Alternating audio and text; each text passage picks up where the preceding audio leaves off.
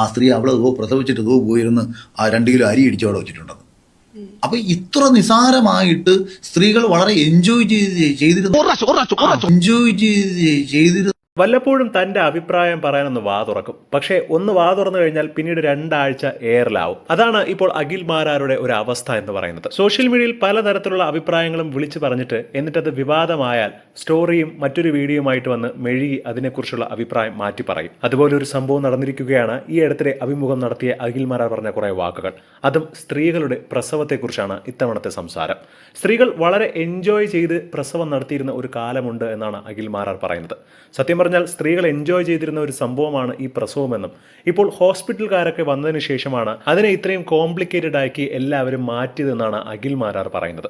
ഇതിനെതിരെ ഒരുപാട് പേരാണ് ഇപ്പോൾ വിമർശനവുമായി എത്തിയിരിക്കുന്നത്. കൂടുതലും സ്ത്രീകൾ തന്നെയാണ്. ഒന്ന് പ്രസവിച്ചതുപോലെയാണ് അഖിൽ മാരാറുടെ സംസാരമെന്നും മാത്രമല്ല വീട്ടിലൊരു ഭാര്യ 2 പ്രസവിച്ചല്ലോ, ആ ഭാര്യ ഇതുപോലെ എൻജോയ് ചെയ്തിട്ട് തന്നെയാണോ പ്രസവിച്ചതെന്ന് ചോദിച്ചിട്ടുണ്ടോ എന്നൊക്കെയുള്ള പലതരത്തിലുള്ള കമന്റുകളാണ്. മാത്രമല്ല അഖിൽ പറഞ്ഞ മറ്റൊരു കാര്യം, പണ്ട് മുതുമുത്തശ്ശിമാരൊക്കെ പ്രസവിച്ച് കഴിഞ്ഞിട്ട് പോയി അരി കുത്തി എന്നൊക്കെ പറയുന്നുണ്ട് അഖിൽ മാരാർ. അപ്പോൾ അഖിൽ മാരാറുടെ ഭാര്യ പ്രസവം കഴിഞ്ഞ് എത്ര ചാക്ക് അരി കുത്തി എന്നറിയാനും പലരും കമന്റിലൂടെ ചോദിക്കുകയാണ്.